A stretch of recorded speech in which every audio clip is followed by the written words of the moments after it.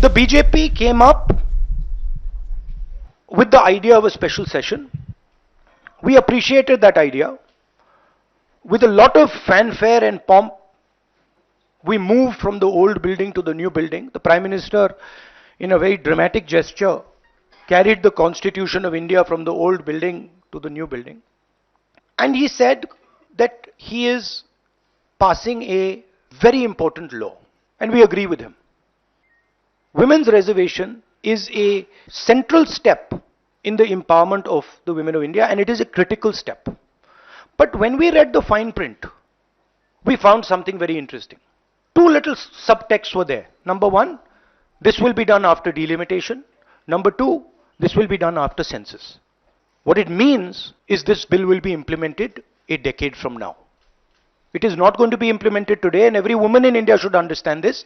It is not going to be implemented today, it's going to be implemented if it is implemented 10 years from now.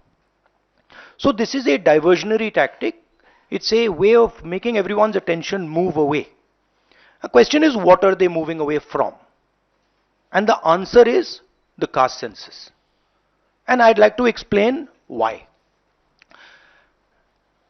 In my research for my speech, I looked at how many officers in the government of India, the senior most officers are secretaries, how many secretaries in the government of India come from the OBC community, how many come from the Dalit community, how many come from the tribal community. And I was shocked to find that 5% of the secretaries of the government of India, 3 officers in the government of India secretary level are OBC first. And then I asked another question, what budget do they control? And they control 5% of the budget. OBCs, Dalits, tribals all put together control 6% of the budget. Tribals control 0.1 something of the budget. So this is a shocking finding. And I said this in Parliament. My point being that are the OBCs 5% of India? Is that the amount of participation we want of the OBC community? So the central question is, how many OBCs are there in India? How many different communities are there in India? If we want to distribute power to the people of India, we have to know this number. Otherwise, we are working without data. And so I placed this on the floor of the House and I said, look, please tell us how many OBCs. We have the data. I know, because the government of India has already done the census and all this data is available. Why is the Prime Minister not releasing this data? And second, what is this delay in this census? The caste census should be done now, and the last caste census data should be released at once. Now, what was the BJP's answer? Very interesting answer. That it doesn't matter how many OBCs are in the government of India. What matters is that we have MPs and MLAs who are OBC. No, that's not the point.